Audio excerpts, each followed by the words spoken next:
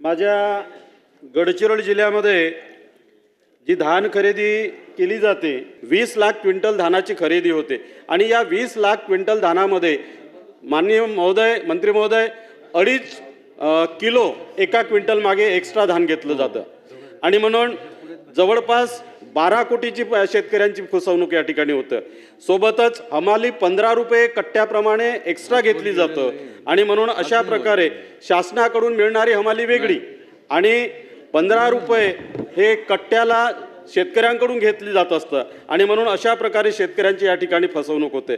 गडचिरोली जिल्ह्यामध्ये जवळपास 1000 शेतकरी 1 लाख शेतकरी नोंदणी करतात आणि जवळपास 100 रुपये त्याची फी घेतली जातं रजिस्ट्रेशन फी, म्हणजे 1 करोड प्रकारे 1 करोड रुपये जवळपास ती शेतकऱ्यांकडून वसूल केले जातं आणि म्हणून माझी मंत्री महोदयांना विनंती आहे की या प्रकरणामध्ये आपण हे प्रकरण अत्यंत गंभीर आहे, या प्रकरणाला घेऊन संबंधित जे माननीय तिवाडे आहेत प्रभारी जिल्हा पणन अधिकारी यांना सस्पेंड करून त्यांची प्रशासकीय अधिकाऱ्यांच्या मार्फतीनं चौकशी करणार का अशी आपणास माझी सरळ विनंती आहे। अध्यक्ष महोदय, सन्माननीय सदस्यांनी आपल्या ह्या लक्षवेधीमध्ये कासावी आष्टा तालुका आरमोरी या संदर्भातलं अगोदर भाष्य केलेलं आहे। अध्यक्ष महोदय, ही केंद्र शासनाची जी योजना आहे त्या योजनेमार्फत धानाची भरड धान्याची ज्या खरेदी करण्यात येते आणि ती एक तर फेडरेशनतर्फे आणि दुसरं म्हणजे आदिवासी विकास संस्था ज्या आहेत त्यांच्यातर्फे 21-22 मध्ये आरमोरी तालुक्यातील मौजा कासावी आणि आष्टा येथे बनावट 7/12 द्वारे बोगस शेतकऱ्याकडून धान खरेदी करून शासनाची फसवणूक केल्याबद्दल उपायुक्त नागपूर विभाग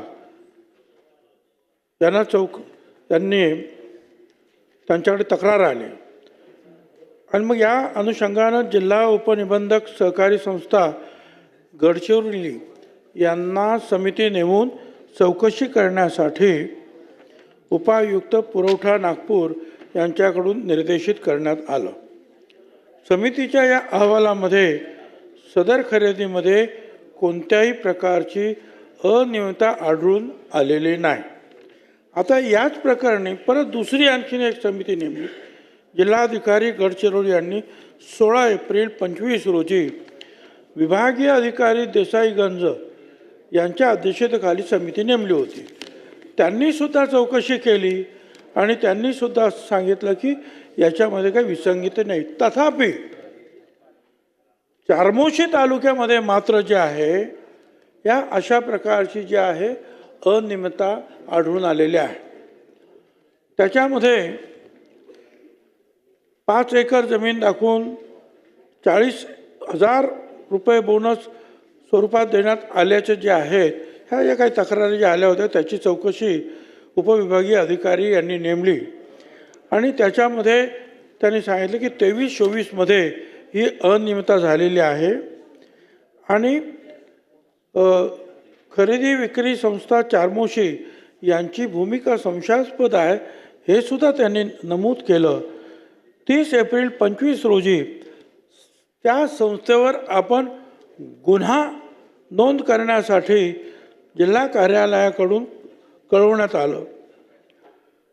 या प्रकरणामध्ये पणन अधिकारी यांनी सुद्धा जिल्हा कार्यालयाकडून खुलासा मागवला आणि 9 मे 25 रोजी सदर प्रकरणाच्या हे सगळं काम सुरू असताना नागपूरच्या खंडपीठानं जे आहे स्टेटस कोची ऑर्डर दिली। आता हे प्रकरण न्यायप्रविष्ट आहे, परंतु नंतर एकूण पुढचं पणन हंगाम 23-24 मध्ये चंद्रपूर जिल्ह्यातील किसान सहकारी भात गिरणी व्याहाड बुज या संस्थेने खरेदी केलेल्या धानापैकी कमी धानसाठा जो आहे भरडाईसाठी दिला। या प्रकरणी सुद्धा या कायदेशीर कारवाई सुरू आहे. आता तिवाडे यांच्या बाबतीमध्ये जे काही आरोप करण्यात आलेले आहेत, तर असं ऐकून दिसतं आहे की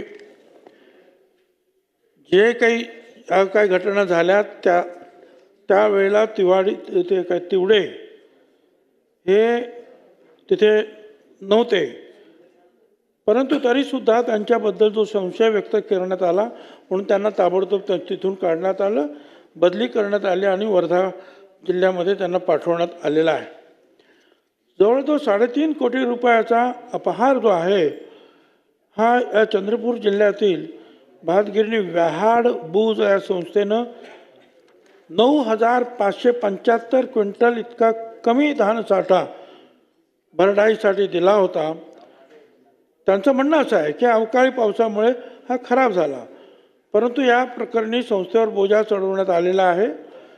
कायदेशीर कारवाई आपण सुरू केलेली आहे आणि मगाशी सांगितल्याप्रमाणे आपण तिवडे यांच्या कामकाजाची चौकशी करण्यासाठी जिल्हा पुरवठा अधिकारी यांनी दिनांक 20 फेब्रुवारी 26 रोजी प्रधान सचिव सहकार पणन आणि वस्त्रोद्योग यांना विनंती करण्यात आलेली आहे आणि राज्य सहकारी पणन महासंघ यांच्या मार्फत ही कारवाई सुरू झालेली आहे.